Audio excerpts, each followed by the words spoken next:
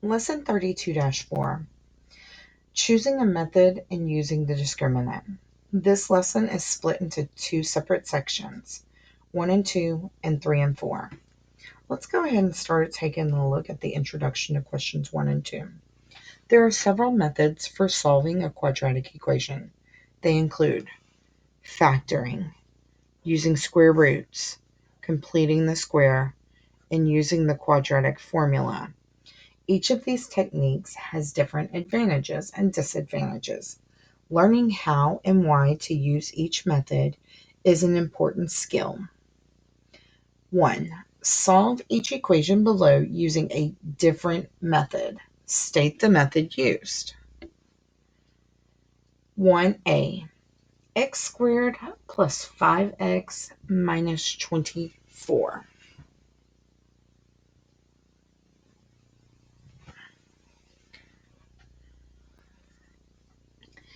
For this one, I'm going to use factoring.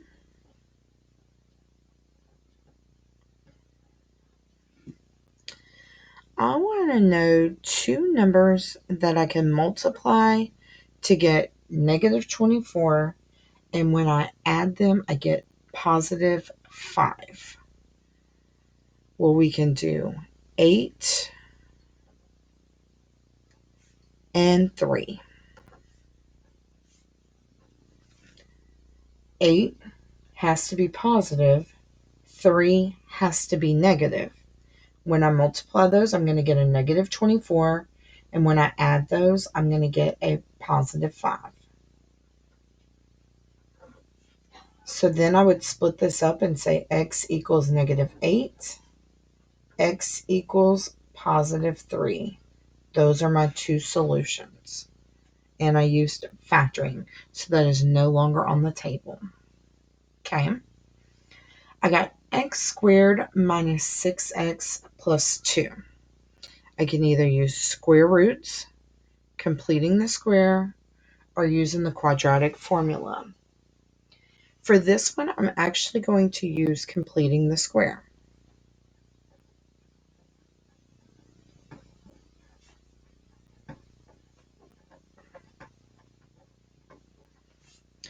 So here we have x squared minus 6x. We're going to set that equal to negative 2. We're going to take negative 6 divided by 2, which is negative 3. And negative 3 squared is positive 9. So we're going to add 9 to both sides of the equation. This is going to be a perfect square now. So this is going to say x minus 3 squared equals 7.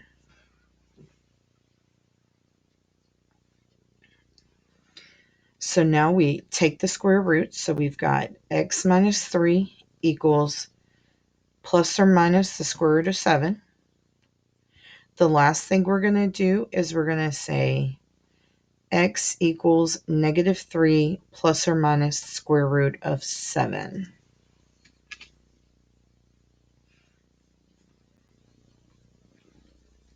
C says 2x squared plus 3x minus 5 equals 0. Well, I've already factored and I've already completed the square. So this either gives me the square root method or the quadratic formula. I'm going to use the quadratic formula because I have a coefficient in A. So we're going to use quadratic formula. It's already in standard form, so we'll make a note that A is 2, B is 3, and C is negative 5. So we would do negative 3, x equals, plus or minus the square root of 3 squared minus 4 times 2 times negative 5 all over 2 times 2. So this is negative 3 plus or minus the square root of 9. 4 times 2 is 8. 8 times 5 is 40, and it's going to be a positive 40 all over 4. This is going to equal negative 3 plus or minus the square root of 49 all over 4. Square root of 49 is 7, so we got negative 3 plus or minus 7 all over 4. So x equals, we can do negative 3 plus 7 is 4. No, sorry, negative 3 plus 7, yeah, is 4. 4 divided by 4 is 1. Negative 3 minus 7 is negative 10. Negative 10 divided by 4 is negative 2.5.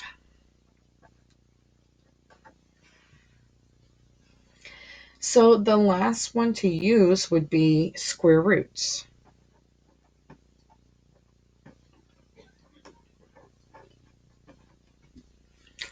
I'm going to solve x squared. I'm going to get x squared by 12. So we have x squared equals 100. Well, then we would take the square root of both sides. X equals plus or minus 10.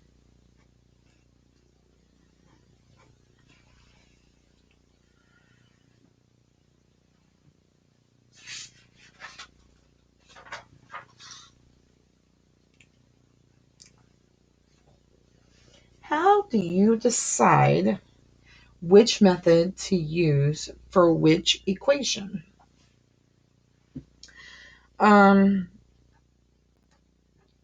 If x squared has a coefficient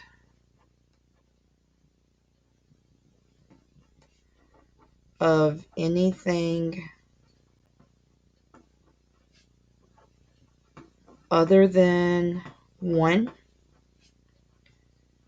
use the quadratic formula.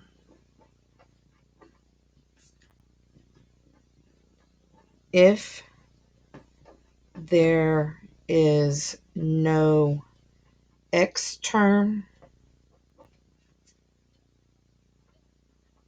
use the square root method.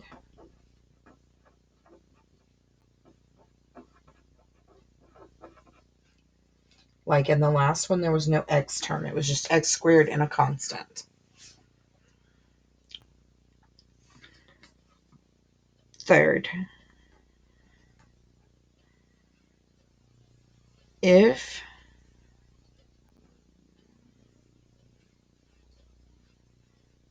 the equation is factorable,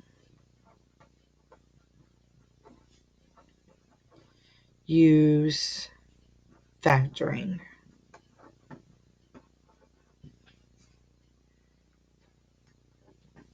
For all other cases,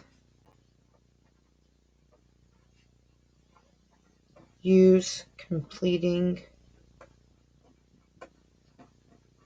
the square.